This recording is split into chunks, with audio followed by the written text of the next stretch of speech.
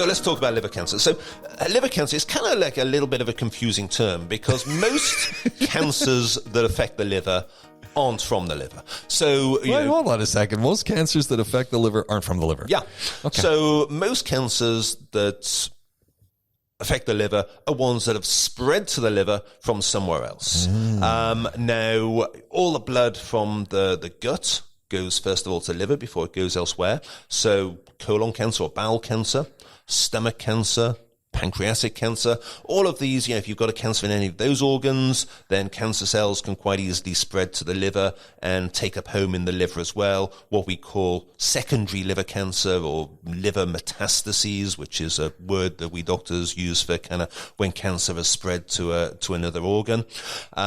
Breast cancer can do it, lung cancer can do it, all sorts of cancers can spread to the liver because so much blood goes through the liver. And so these are secondary cancers that are in the liver, but they started elsewhere.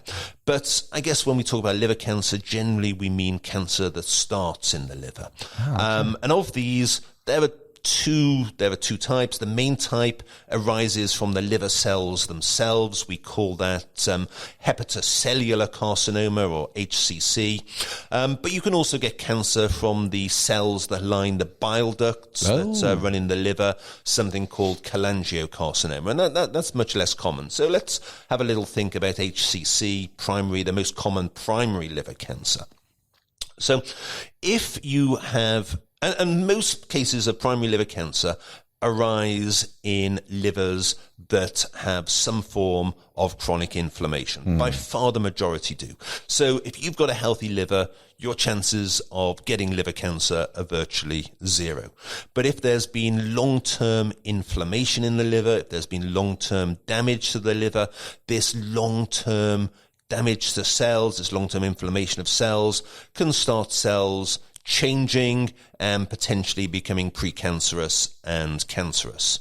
So the vast majority of cases of primary liver cancer we see in people with underlying liver cirrhosis or with other chronic liver diseases. Hepatitis B virus is particularly associated with liver cancer. It does something particularly nasty to the cells in the liver, and there's a particularly high risk of getting liver cancer with hepatitis B. So, the same sort of diseases that are associated with liver cirrhosis, your hepatitis B and C, your alcohol, your fatty liver, these are also the most common risk factors for developing liver cancer. Now, on top of that, if you have these liver inflammation, these conditions causing liver inflammation, there are a couple of other things that if you do will increase the likelihood of changes and damage to the cells causing cancer. And these include our old friend smoking, which, seems to be associated pretty much with every disease under the sun. Yeah. And, also, there's a toxin produced by a type of mold or fungus that lives on wheat or groundnuts in Africa and East Asia, something called aflatoxin. These are areas where hepatitis B in particular is endemic. And so exposure to these aflatoxins, again, increases the damage that the hepatitis B and other chronic liver diseases cause. But, basically, alcohol, fatty liver, viruses, and smoking are kind of bad things.